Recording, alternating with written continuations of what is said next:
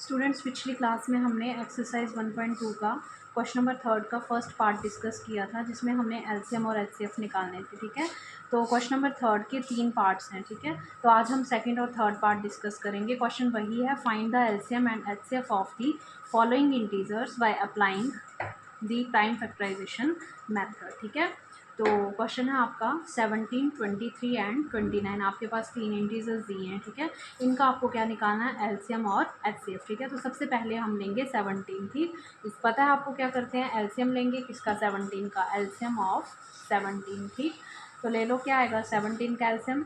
17 अपने ही नंबर से डिविजिबल होगा और किसी नंबर से नहीं जाएगा, तो ये 17 वन ज़ा 17। तो जो एलसीएम आता है उसके प्राइम फैक्टर्स लिख लो, प्राइम फैक्टर्स ऑफ 17 आर। ठीक, क्या आएंगे, जो राइट साइड में नंबर, लेफ्ट साइड में नंबर्स होते हैं, क्या है यहाँ पे 17 और साथ में क्या आएगा यहाँ पे 1। प्राइम फैक्टर्स के आगे 17 और 1। सिमिलरली आप सेकंड नंबर का एलसीएम निकालोगे, एलसीएम ऑफ 23। ठीक है, तो लिख लो 23। 23 फिर से अपने नंबर से डिविजिबल होगा, 23 वन ज़ा 23। तो प्राइम फैक्टर्स ऑफ 23 आर। मैं इनको इसीलिए फास्ट करवा रही हूँ क्योंकि आपने पिछली क्लास में ये चीज़ें की हुई हैं। ठीक है, सेम है प्रोसीजर, 23 मल्टीप्लाई 1। ठीक है, फिर नेक्स्ट हम किसके निकालेंगे, 29 के। तो सबसे पहले क्या लेंगे, एलसीएम, एलसीएम ऑफ 29। ठीक है, तो 29 दिया, 29 फिर से अपने नंबर से डिविजिबल होगा, 29 वन ज़ा 29। तो प्राइम फैक्टर्स 29 के क्या आए, प्राइम फैक्टर्स ऑफ 29 आर, क्या आएंगे 29 मल्टीप्लाई 1। ठीक, तो 17 के आगे 17 मल्टीप्लाई 1, 23 के आगे 23 मल्टीप्लाई 1, 29 के आगे 29 मल्टीप्लाई 1। अब हमारा नेक्स्ट स्टेप है एलसीएम और एचसीएफ निकालना हमें। ठीक है, कितने, 3 नंबर्स का। तो लिख लो एलसीएम कितने नंबर्स का निकालना है, 3 का।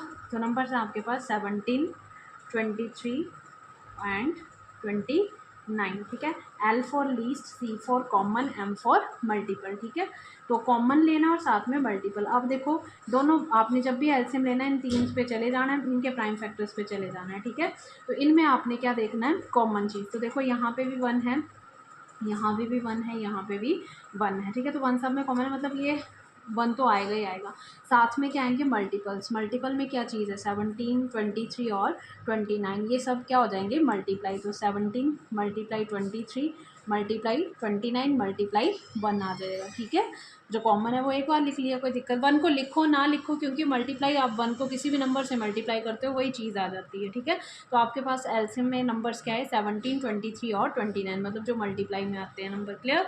तो अब हम इन तीनों नंबर्स को जब मल्टीप्लाई करेंगे तो उनका आंसर आएगा 11339। मल्टीप्लाई तो छोटी क्लासेस में किया है, तो ये आपका आ गया एलसीएम। ठीक है, 3 नंबर्स का 17, 23 और 29 का एलसीएम कितना आया, 1133 और 9। क्लियर। अब हम निकालेंगे एचसीएफ। ठीक है, सेम उन्हीं नंबर्स का 17, 23 एंड 29। ठीक है, 17, 23 एंड 29। ठीक है, तो एचसीएफ निकालना है, same procedure, H for highest, C for common, F for factor. तो आपने हाईएस्ट और कॉमन चीज़ लेनी है, फिर से आप प्राइम फैक्टर्स में चले जाओगे। ठीक है, फिर से आप प्राइम फैक्टर्स में चले जाओगे। तो देखो यहाँ पे कॉमन क्या है, यहाँ पे 1 कॉमन है, बाकी चीज़ कॉमन दिख रही है, नहीं दिख रही, तो आपका एचसीएफ क्या आएगा, 1 नहीं आएगा। हाईएस्ट चीज़ क्या है, 1 नहीं है, तो बाकी मल्टीपल तो हम किस में लेते हैं, एलसीएम में लेते हैं। तो आपका एचसीएफ कितना आ गया, 1। ठीक है, बहुत सिंपल है, बहुत इजी है, ये आपका आ गया।